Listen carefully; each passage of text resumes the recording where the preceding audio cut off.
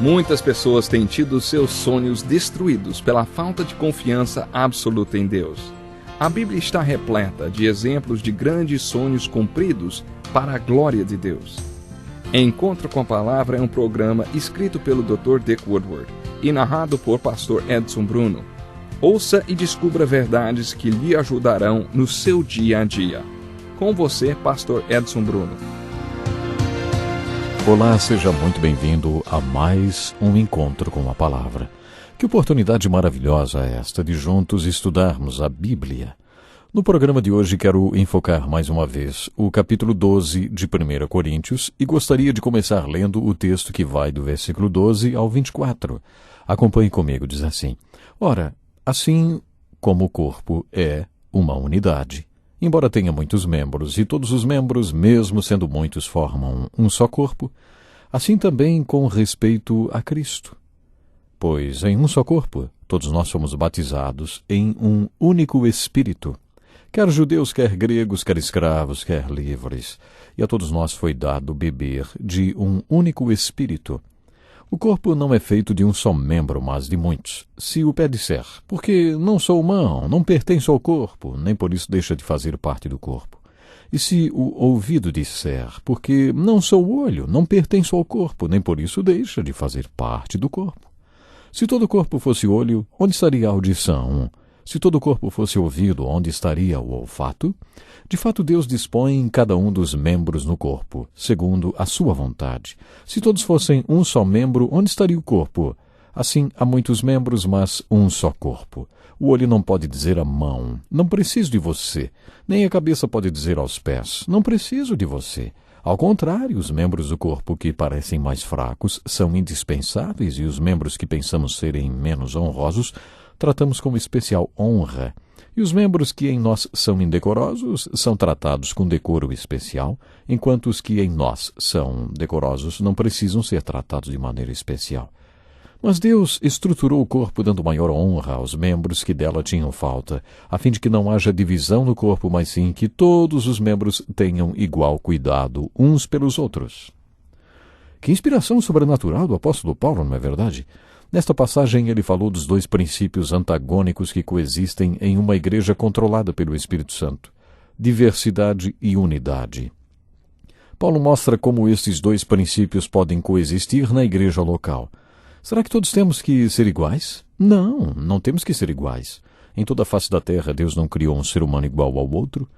Por isso encontramos no corpo de Cristo pessoas diferentes e que, na sua diversidade, trabalham em união como se fossem uma só mente. Isto é sobrenatural, e esta unidade sincronizada só é possível através do Espírito Santo. Paulo usa a figura do corpo humano para mostrar como isto é possível. A igreja de Corinto era uma igreja de dons. Paulo deixou isto claro logo no início deste capítulo. A palavra usada para dons espirituais no original grego, charis, é muito semelhante à palavra graça. A palavra usada para dons espirituais e ministérios em grego é carismata. Hoje conhecemos as chamadas igrejas carismáticas, que enfatizam os dons e ministérios espirituais. Quando me perguntam se sou um crente carismático, fico pensando se existe outra maneira de ser crente senão carismático, porque é impossível que um crente dispense a graça de Deus. Na verdade, isso é inimaginável. Acho que o primeiro problema abordado por Paulo foi a discriminação. Parece que muitas pessoas na primeira igreja de Corinto tinham recebido dons do Espírito, como, por exemplo, o dom de línguas, e por isso se achavam mais espirituais do que as outras. Paulo escreveu no primeiro versículo deste capítulo assim: Irmãos, quanto aos dons espirituais. Na nota de rodapé aparece pessoas espirituais. Parece que nesta parte da carta Paulo queria dirigir algumas palavras para as pessoas espirituais daquela igreja, para aqueles que se achavam mais espirituais do que os outros. Pode ser que nas igrejas onde os dons espirituais são ativos, esse tipo de pessoa ainda exista. Hoje tem muita gente que acha que o dom de línguas funciona como credencial, ou seja, se você não tem o dom de línguas, você então não é espiritual. Mas se tem, então você é super espiritual. Isso não está certo, isso é uma discriminação. Como você acha que as outras pessoas no corpo de Cristo se sentem com isso, hein? Eu acredito que no capítulo 12 de 1 Coríntios, como já dissemos, Paulo esteja falando das evidências do Espírito Santo sobre a igreja. No capítulo 13, lemos sobre a prova de que o Espírito está fazendo sua obra em nós, o amor. Mas no capítulo 12, o assunto é a evidência do Espírito sobre nós, ou seja, os dons e ministérios. A evidência de que o Espírito Santo está fazendo uma obra em mim se mostrou através de vários dons e de ministérios que surgiram através destes dons. Qualquer dom, de todos os 20 ou 21 mencionados em várias passagens bíblicas, é uma evidência da obra do Espírito em nós, de que ele habita em nós com dons espirituais para que tenhamos ministérios espirituais. Já o problema seguinte abordado por Paulo foi a depreciação.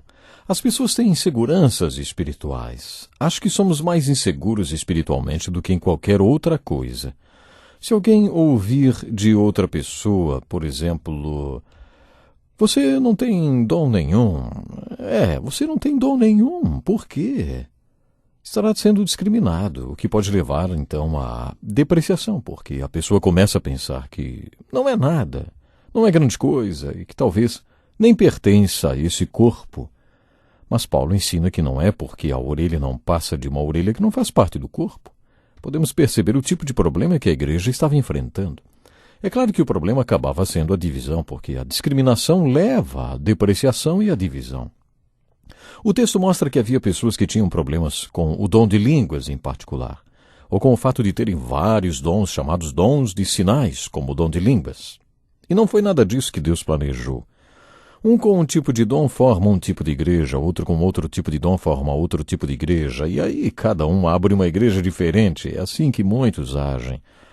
Imagine que eu, pastor de uma igreja, desse uma Bíblia para algumas pessoas e que depois essas pessoas começassem a se juntar para formar uma nova igreja só porque eu tinha dado uma Bíblia para eles.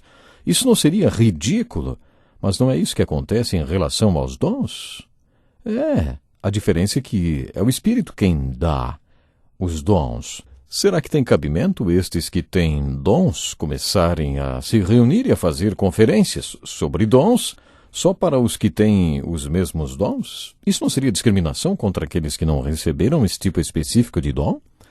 Além de fazer os outros depreciarem e desvalorizarem o que o Espírito Santo lhes deu, o resultado disso tudo, sabe o que é? É divisão. Esse era o tipo de problema que Paulo estava combatendo na primeira igreja de Corinto. Vou repetir: a divisão. A seguir, conforme comentamos no último programa, Paulo fala das marcas visíveis da igreja invisível de Jesus Cristo. No último programa estamos, inclusive, até uma ilustração interessante. Vamos falar aqui. A ilustração dos dedos da mão para falar sobre esse assunto. A impressão digital do polegar da igreja no livro de Atos era o evangelismo. Os coríntios não teriam sido alcançados se não fosse por esta impressão digital do polegar. A marca do dedo indicador era o ensino. O do dedo médio era a comunhão. Eles permaneceram no ensino e na comunhão dos apóstolos, a partir do pão, na adoração, na comunhão e na oração. A marca do dedo mindinho era a oração.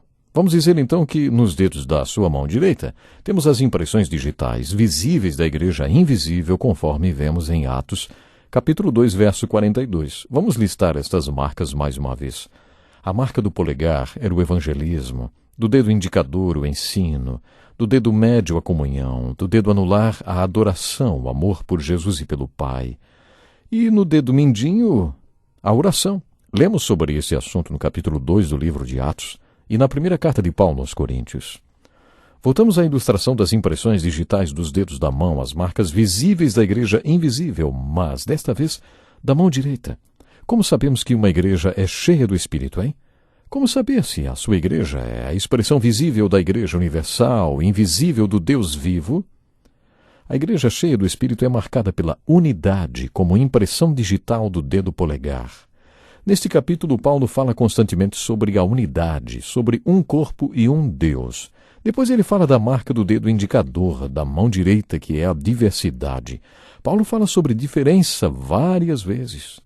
Uma igreja realmente controlada pelo Espírito possui unidade e diversidade. Não é preciso abrir mão da diversidade para se ter a unidade. Paulo usa uma figura muito bonita do corpo humano e seus muitos membros para falar da importância da unidade na diversidade.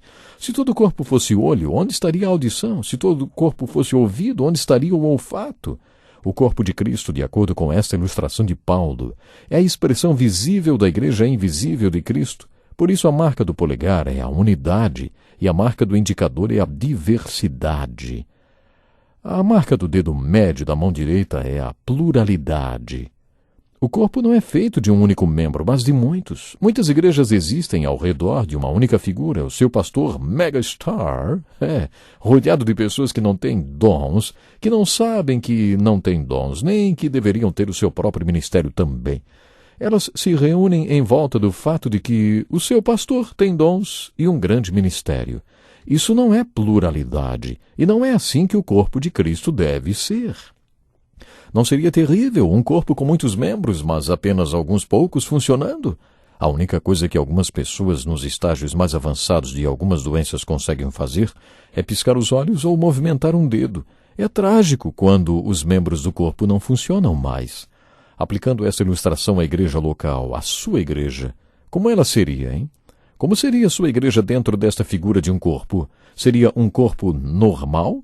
É preciso que haja pluralidade para que o corpo funcione como tem que funcionar.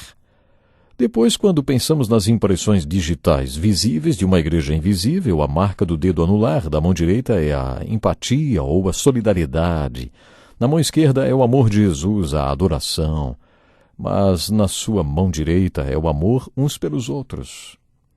Quando um membro sofre, todos os outros sofrem com ele. A igreja primitiva, a igreja, vamos dizer assim, a primeira geração da igreja, ela era assim. A impressão digital do dedo mindinho da mão direita poderia ser a igualdade. Todos os membros do corpo são igualmente importantes. Paulo ilustra isso. Estudando os versículos atentamente, podemos perceber onde ele queria chegar. Dentro do nosso ouvido existe um ossinho que controla o nosso equilíbrio. Não podemos vê-lo e nem nos lembramos que ele existe. Você não tem consciência dele, mas se ele for removido, você vai ficar cambaleando, sem conseguir ficar de pé, porque é ele que controla o equilíbrio do seu corpo. Na igreja existem pequenos membros como este. Talvez sejam membros invisíveis ou membros meio feios, cuja beleza está na função que exercem. Todos esses membros do corpo, quer os visíveis, quer os que trabalham por trás, aquelas abelhas operárias, como gosto de chamá-los, todos são igualmente importantes para o funcionamento do corpo. Não esqueça, unidade, diversidade, pluralidade, solidariedade e igualdade. Impressões digitais incríveis, hein? Visíveis da igreja. Nós vamos ficar por aqui hoje, mas no próximo programa tem mais. Até lá, Deus lhe abençoe. Que lição importantíssima. Obrigado, pastor Edson Bruno. Prezado ouvinte, coloque em prática o que você ouviu aqui. Sem dúvida, sua vida será grandemente abençoada. Este é um estudo escrito pelo Dr. Dick Woodward, na voz do pastor Edson Bruno. Escreva-nos e solicite o material. Nosso endereço é Encontro com a Palavra, Caixa Postal 2011, CEP 89201-970, Joinville, Santa Catarina. Até o nosso próximo encontro com a Palavra.